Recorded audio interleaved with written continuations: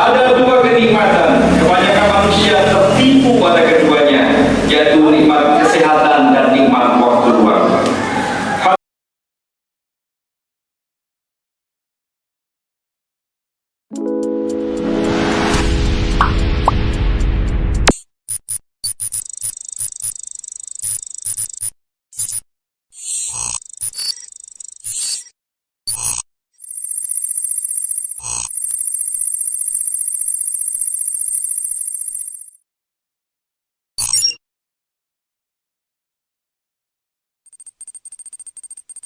Atau bertepatan dengan 17 Jumadil-Ula 1445 Hijriah. Yang bertugas sebagai muazzin pertama yang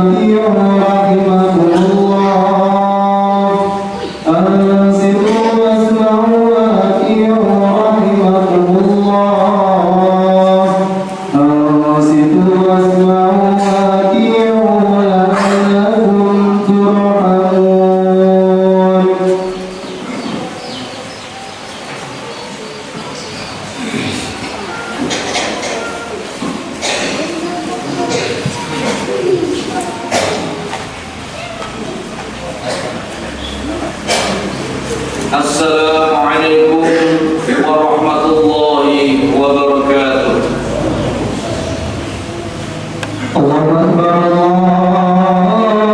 Akbar, Allahu Akbar,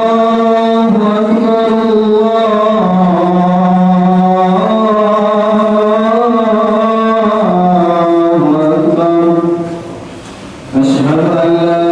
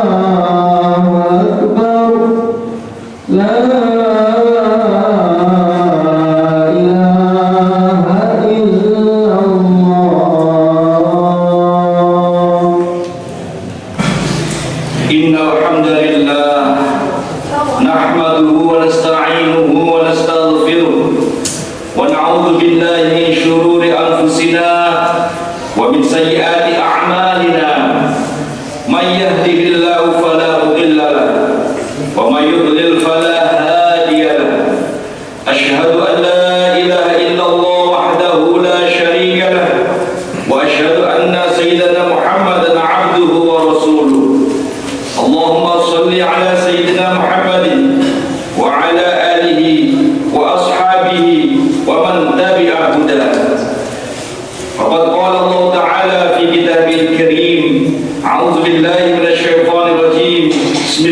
Bismillahirrahmanirrahim.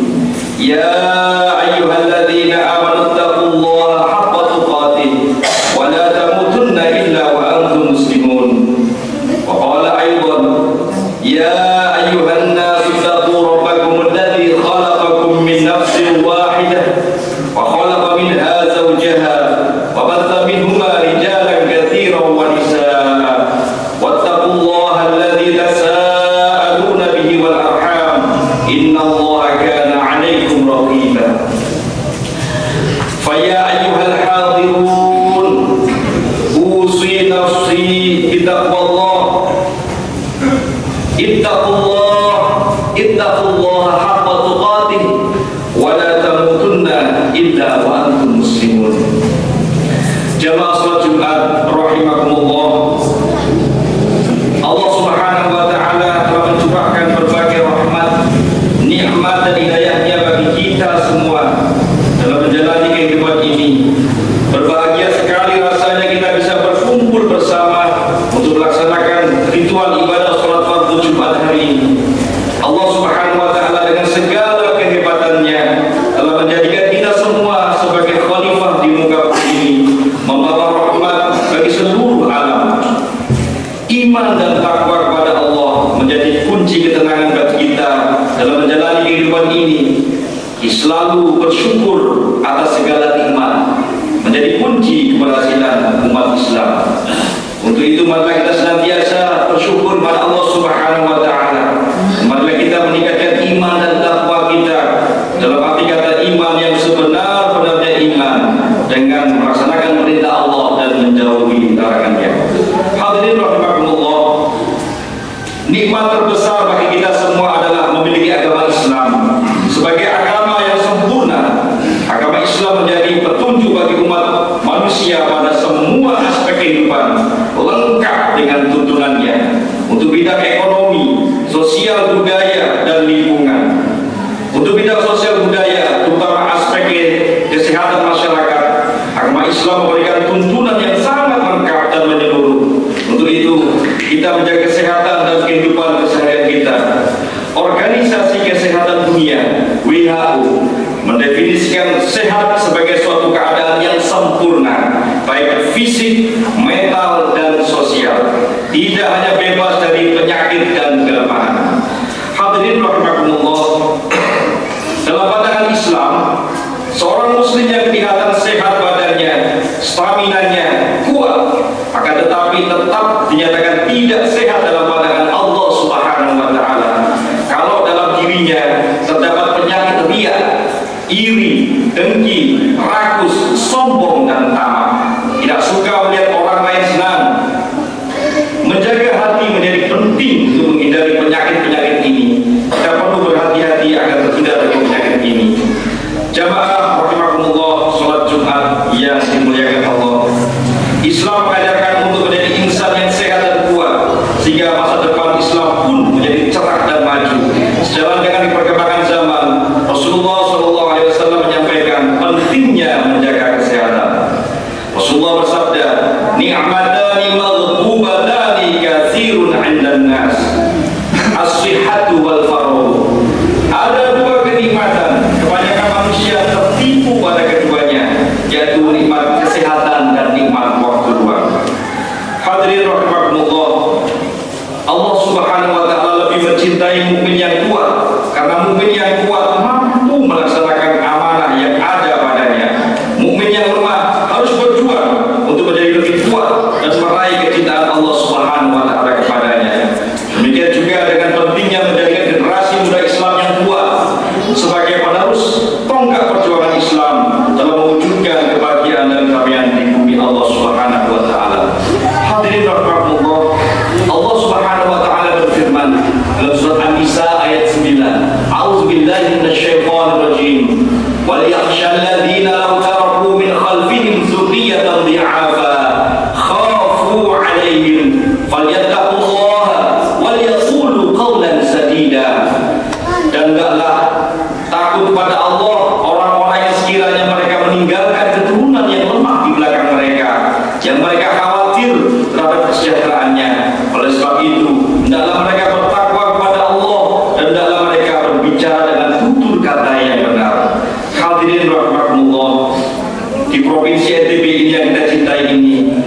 kasus anak yang kekurangan gizi, kasus anak yang gagal tumbuh atau dikatakan stunting ditargetkan turun sebesar 14% pada tahun 2024.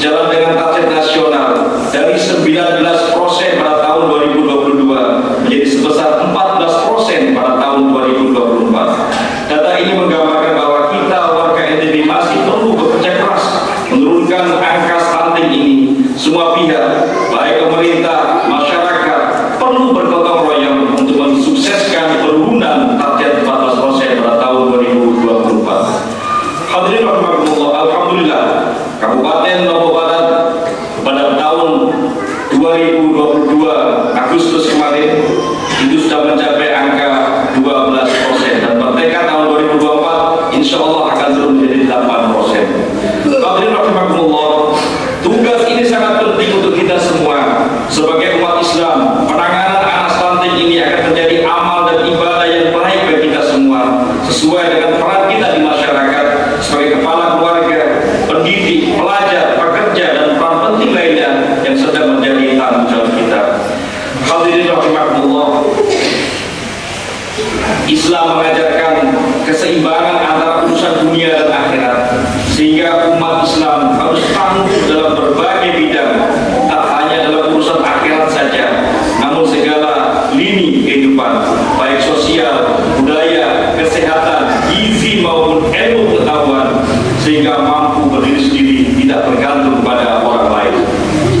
Hadirin rahimakumullah, dalam hal ini Al-Quran memberi peringatan bahwa akhir faqala Allah Ta'ala inna Allah wa malaikatahu yusholluna 'alan nabi ya ayyuhalladzina amanu shallu 'alaihi wa sallimu taslima. Allahumma shalli wa sallim 'ala sayyidina Muhammad wa 'ala ali sayyidina Muhammad kama shallaita 'ala sayyidina Ibrahim wa barik 'ala sayyidina Muhammad wa 'ala ali sayyidina Muhammad kama barakta 'ala sayyidina Ibrahim wa 'ala ali sayyidina Ibrahim fil 'alamin innaka Hamidum Majid.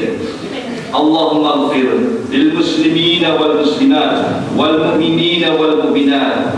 Allahumma dafa' 'anna al ghala wal waba wat ta'un wal amrada wal fitan ma zahara minha wa ma batan min baladina hadha Indonesia khassah wa min buldanil muslimina 'ammah innaka 'ala kulli syai'in qadir. Rabbana ighfir lana wa li ikhwanina alladhina sabaquna bil iman wa la taj'al fi qulubina ghillan lil ladzina amanu rabbana innaka ra'ufur rahim. Rabbana awzi'na an nashkura ni'mataka allati an'amta 'alaina wa 'ala walidayna wa an 'amalan shalihan tardah wa adkhilna bi rahmatika fi 'ibadika shalihin. Rabbana hab lana min azwajina wa dhurriyyatina qurrata 'ayunin waj'alna lil muttaqina imama. Rabbana atina fid dunya hasanah wa fil akhirati hasanah wa qina 'adzabannar. Walhamdulillahi rabbil alamin. Ibadallah, innallaha ya'murukum bil 'adli wal ihsan wa ita'i dzil qurba wa yanha 'anil fahsya'i wal munkari wal baghi ya'idukum la'allakum tadhakkarun wa la dzikrullahi akbar wallahu ya'lamu ma tasna'un. Aqimus shalah.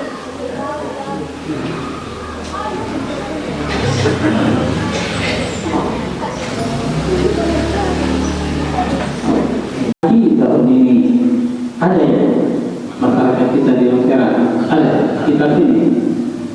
Nah kalau ada ongkos haji yang sudah disepakati antara pemerintah dengan DPR ya, sebanyak 93.410.000 ya. Wah besar sekali ongkos itu ya. Nah, dari jumlah itu 40% itu ditanggung oleh BPKH, Badan Pengelola Keuangan Haji. 60% itu dibayarkan oleh jamaah. Ya, berapa itu? Hitung-hitungannya kalau 60% itu ya. Kalau 60% itu hitung-hitungannya sekitar 56 juta. Tetapi kita sudah punya tabungan berapa? 25 juta. Berarti ada sekitar 31 juta yang harus disiapkan oleh jamaah nanti kalau waktu pelunasan ongkos haji tersebut. Kemarinlah banyak yang ngeluh gitu. Mana kita mampu kalau ongkosnya sebesar itu, tetapi dia belum tahu kalau ada yang ditanggung oleh pemerintah dan ada yang ditanggung oleh jamaah. Nanti kalau ada keluarga kita, tetangga kita yang mau berangkat haji tahun ini, disampaikan itu uang yang harus dipersiapkan sekitar 31 atau 32 juta untuk pelunasan ongkos haji yang sejak tahun ini, asalkan segera diurus, diselesaikan. Nah, itu kaitan dengan haji. Di samping itu juga sudah dimulai pemasporan kaitan dengan dokumen-dokumen haji, dan kita minta jamaah yang merasa berangkat tahun ini silahkan menyelesaikan dokumen-dokumennya, kemudian melaksanakan pemasporan di imigrasi. Nah, yang terakhir yang ingin saya sampaikan bahwa di tempat kita ini kita punya madrasah. Alhamdulillah, walaupun kita jauh dari kota, yang mungkin ini madrasah terakhir yang ada ya. Tidak ada lagi ke atas madrasah. Tidak ada. Oh, tidak ada. Ya. Oleh karena itu maka madrasah ini mari kita jaga ya. Kita terus beri akses ya. Terutama keluhannya ini air sering habis di tengah jalan.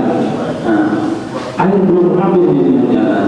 Padahal anak-anak di sini kalau dia mau duduk untuk sholat Jumat bersama itu, Masya Allah, akan dibutuhkan air itu.